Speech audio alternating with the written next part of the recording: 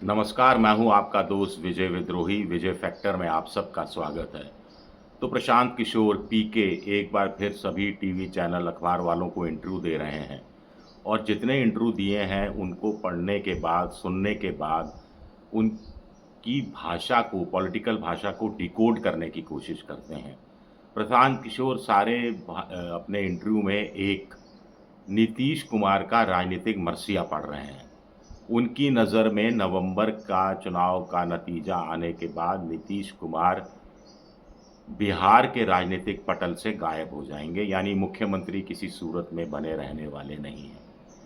नी प्रशांत किशोर कभी 2013 के अरविंद केजरीवाल की तरह साउंड करते हैं, जब केजरीवाल कहा करते थे कि एक बार सत्ता में आ जाए इनको राजनीति करना सिखा देंगे, या राजनीति जो अभी कर रहे हैं उन वो भुला देंगे राजनीति करना।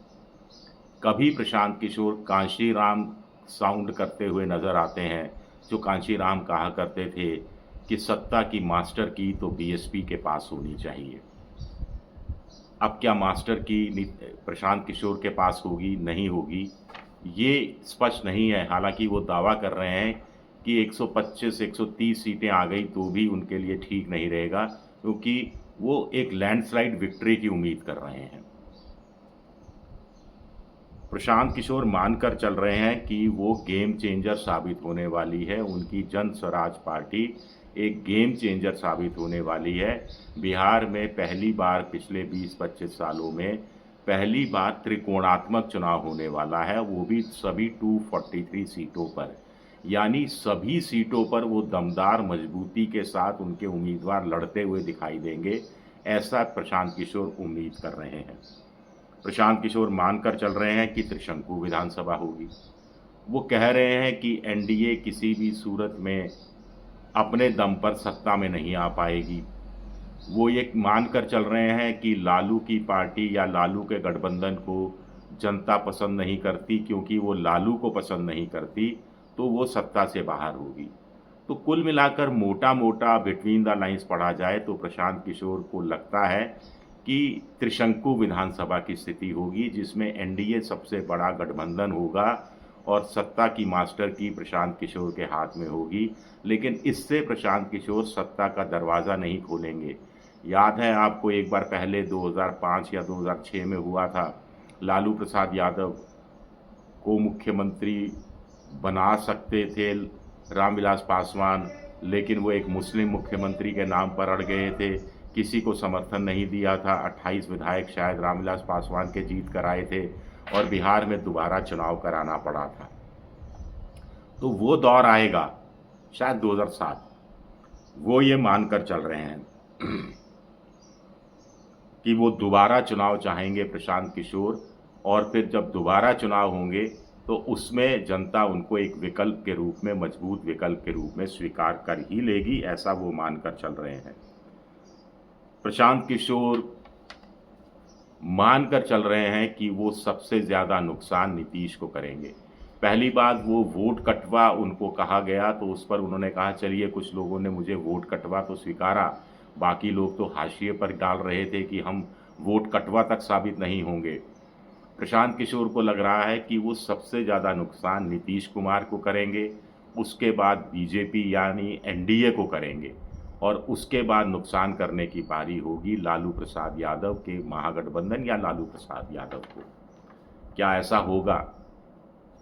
नीतीश के प्रति उनका थोड़ी सी नाराज़गी बहुत ज़्यादा दिखाई देती है। नीतीश उनके नज़र में एक बड़े युग पुरुष टाइप थे, या अच्छी राजनीति करने वाले अच्छे नेता थे, जो अब सत्ता लोलुप हो गए हैं और सिर्फ सत्ता से चिपके रहने के लिए वो कुछ भी करने के लिए तैयार हैं। प्रशांत किशोर कह रहे हैं कि पिछला चुनाव तो नीतीश हार गए थे, 42 सीटें, 243 में से कोई 42 सीटें जीते और मुख्यमंत्री बना रहे, इसके साथ या उसके साथ या फिर उसके साथ या फिर उसके साथ, तो उसके बारे में क्या बात की जाए। तो प्रशांत किशोर इस तरह का भाव नीतीश कुमार के साथ रखते हैं। प्रशांत किशोर एक तरह से हम कह सकते हैं कि एक नया नैरेटिव सेट कर रहे हैं। बीजेपी कह रही है कि लालू के जंगल राज से जनता को बचाना है, और नीतीश का सुशासन बाबू का राज रहा है।